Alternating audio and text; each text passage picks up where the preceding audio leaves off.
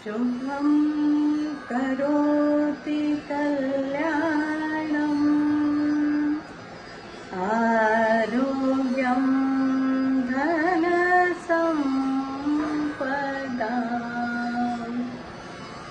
शत्रुबुद्धिविनाशाय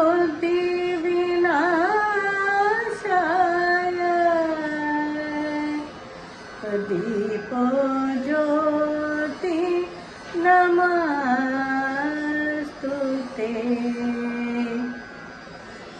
नमस्कार, आप सभी को दीपावली की हार्दिक शुभकामनाएं। ये दिवसीय दीपावली का ये पर्व हम सभी के मन में आलोक जगा देता है। हम प्रसन्न चित्त होकर मां गणेश और लक्ष्मी की आराधना करते हैं। काली पूजा दीपावली की रात में करने की प्रथा है, जिससे मां काली प्रसन्न होकर धन तथा ऐश्वर्य प्रदान करें, हमें समस्त बाह्य आपदाओं से रक्षित करें। हम दीपावली का त्योहार बहुत ही उत्साह के साथ मनाते हैं। हम अपने घरों को साफ सुथरा करते हैं, घर को बहुत सजाते हैं, रंगोली बनाते हैं और साथ ही साथ व्यंजन पकवान भी बहुत तरीके के बनाते हैं। इसके साथ ही प्रभु श्री राम के आगमन पर जो अयोध्या में उत्सव मनाया गया था, वो दीपोत्सव था। और अयोध्या ही नहीं, पूरे भारतवर्ष में ये दीप उत्सव मनाया जाता है। हम अपने प्रभु के आगमन की खुशी पूरे वातावरण को प्रकाशित करके करते हैं। जब संगीत में दीपावली की बात की जाए तो एक ही नाम सभी के मुख पर आता है, राग दीपक। राग दीपक दीपावली के दिन गाया जाने वाला राग है। संपूर्ण स्वर इसमें लगते हैं और इस राग को भावनात्मक तीव्रता और सुंदरता का राग माना गया है। मध्य रात्रि इसका समय माना जाता है और उस समय मध्य रात्रि श्रृंगारिक भावनाएं उस समय प्रबल होती हैं, तो श्रृंगार रस का ये राग माना गया है। इसमें भावनात्मक उग्रता तथा भक्ति दोनों का सामंजस्य माना गया है। हमारा संगीत, हमारी परंपरा, हमारा चिंतन सदैव से आध्यात्मिक रहा है, तो इस राग की उत्पत्ति भी हम भगवान शिव के द्वारा मानते हैं और इसके अधिष्ठाता जो देव माने गए हैं, उन्हें सूर्य और अग्नि कहा गया। सप्त स्वरों से युक्त इस राग में जब सूर्य और अग्नि की प्रधानता हो जाएगी, जब उनके तेज इसके स्वरों में व्याप्त हो जाएंगे, तो ये अपने आप तीव्र और उग्र तथा प्रकाश को प्रज्वलित करने वाला हो जाएगा। और वही इस राग में हुआ है। राधा गोविंद सार नामक ग्रंथ में कहा गया है कि यह राग देवलोक का राग है। शास्त्रों में दीपक राग के गायन का समय दिए जलाने का विवरण प्राप्त होता है। भारतीय संगीत में दीपक राग 5 प्रकार के कहे गए हैं।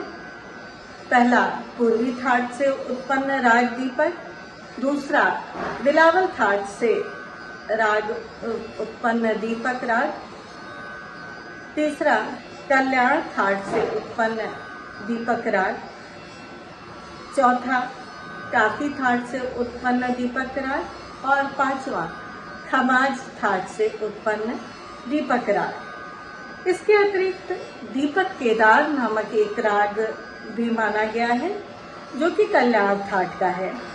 दीपक राग की रागिनियों में कछेली, पटमंजरी, तोड़ी, कामोदी और गुर्जरी राग आते हैं। दीपक राग के पुत्र रागों में कालंका, कुंतल, राम, कमल, कुसुम, चंपक, गौरा और कनरा राग माने गए हैं। रागमाला के चित्रों में भी दीपक राग के चित्र मिलते हैं और मालवा की जो लोक शैली थी उसका चित्र पाया जाता है। दीपक राग का जब भी आप देखेंगे कुछ न कुछ अग्नि प्रज्वलित करने की का चित्र उसमें मिलेगा। और यहाँ पर जब हम मालवा का चित्र देखें तो उसमें स्त्रियों की एक जोड़ी जो हाथ में दीपक लेकर खड़ी है उसको एक वास्तुशिल्प के अंदर में दिखाया गया है और बहुत सुंदर ढंग से उसकी कलाकारी है। रंगों का संयोजन बहुत सुंदर है, ऑरेंज और ग्रीन इस तरह के कलर उसमें यूज हुए हैं, तो बहुत सुंदर चित्र पाया जाता है। एक और चित्र पाया गया जिसमें दो हाथी आगे और दो हाथी पीछे ऐसी सवारी निकल रही है और दीप प्रज्वलित करती हुई महिलाएं चल रही हैं। तो ये इस तरह से 2-3 चित्र प्राप्त होते हैं राग दीपक के से जुड़े। इसके साथ ही कई घटनाएं इनके इस राग के साथ जोड़ी जाती हैं। जैसे सम्राट विक्रमादित्य को दीपक गाने की विधा आती थी और उन्होंने गाकर दीप जलाए थे। दूसरी, दीपक राग से जुड़ा राग है और ये प्रेमियों में अंतरंगता पैदा करने वाला राग माना गया है।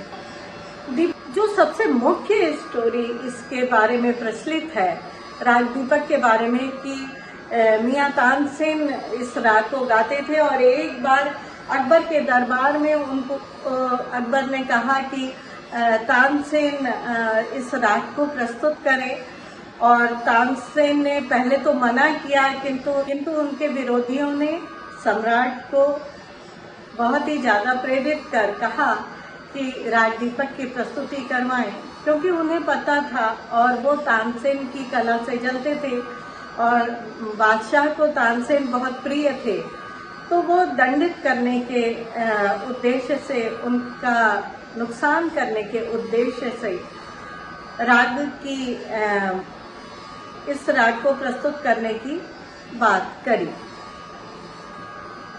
राजा के आदेश पर तानसेन ने राग दीपक प्रस्तुत किया और कहते हैं कि उस समय सभी दीपों में लौ अपने आप प्रज्वलित हो गई थी और इसके साथ ही साथ धीरे धीरे तानसेन का शरीर भी ज्वर पीड़ित हो गया और बहुत जलने लगा, जलन होने लगी, क्योंकि स्वरों के प्रभाव तो देखे जाते हैं, शरीर पे पड़ता ही है। तो वो तानसेन का शरीर जलने लगा और तब उनकी पुत्री ने मेघ राग गाकर वर्षा कराई और उनका ज्वर शांत हुआ।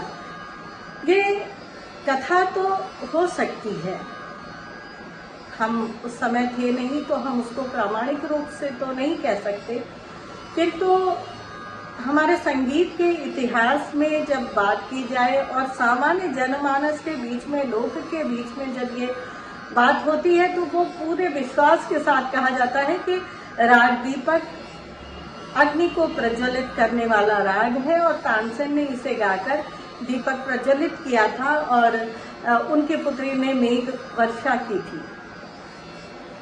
अगर हम इस पर विचार करें तो हमारे ऋषि मुनियों ने स्वरों के प्रभाव से, मंत्रों के उच्चारण से अग्नि का आह्वान किया था, सूर्य का आह्वान किया था।